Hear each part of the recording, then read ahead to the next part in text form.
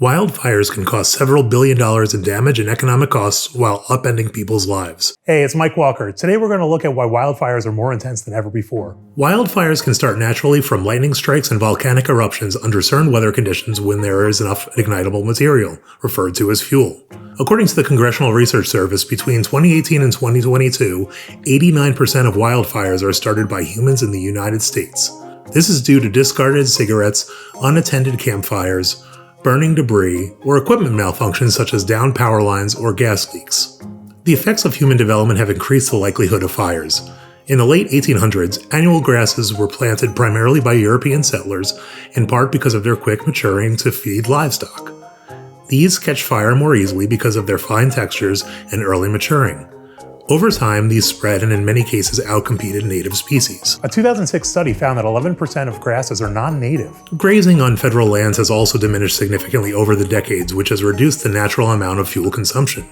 Combined with other factors, we see patterns that lead to more devastating fires. Although improvements in land planning have reduced the number of fires, the number of acres burned continues to climb. Prescribed burns or controlled burns are typically conducted in the winter and are a tool that can help reduce the amount of fuel that is available to a wildfire if one breaks out. When prescribed burns are done has a lot of research behind how conditions such as humidity, wind, and other factors will affect the way the fire burns to get the desired outcome to minimize risk. On the day of the burn, crews meet with the burn boss for safety briefings and discussing the techniques that will be used. Before a burn, preparation is necessary by creating a fire line. A sawyer leads the preparation crew and uses a chainsaw to cut down trees and clear vegetation. Behind him is a team of swampers that move the debris.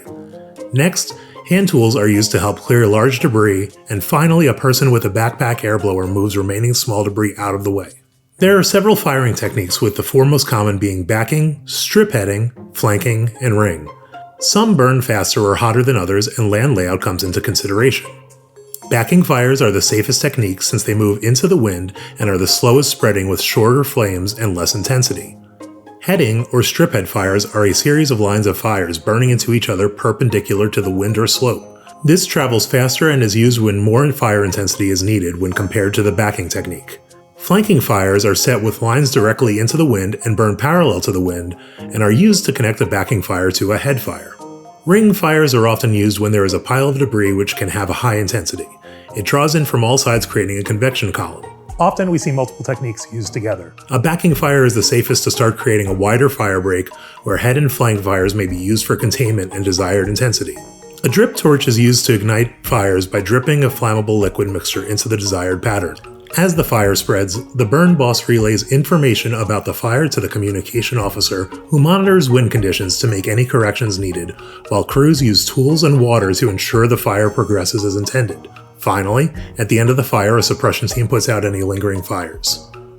The various techniques also allow prescribed burns to target a number of uses, with different regions having varying needs.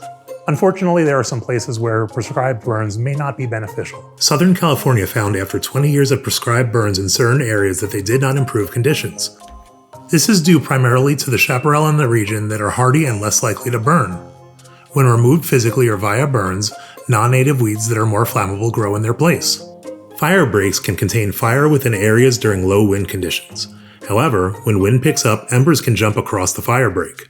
When a wildfire does break out, containment lines can be created by shovels or using bulldozers to clear vegetation. Backburning is a higher risk option that is used when other options are limited in a wildfire. It is typically done during the night when temperatures are at their lowest, winds decrease, and humidity rises. This can create a perimeter around where the wildfire is anticipated to expand to prevent it continuing. Upgrading municipal systems for high-risk areas can also help. For example, in the 2025 fires in Los Angeles, fire hydrants became dry when water pumps could not keep up with load. Researchers have found that location is the biggest factor in risk of wildfire. Houses on ridgetops, within wind corridors, and rural low-density housing are at higher risks. If you live in a wildlife-prone area, there are things you can do to minimize the chance of your house catching ignition. First up is hardening. The roof is the most vulnerable part of a house. Choosing to use composite, metal, clay, or tile roofing will help resist fires. Regular cleaning of the roof and gutters removes fuel that could start a fire. Create a defensible space around the perimeter of the house. Start with the area closest to the house and work your way out to reduce fuel.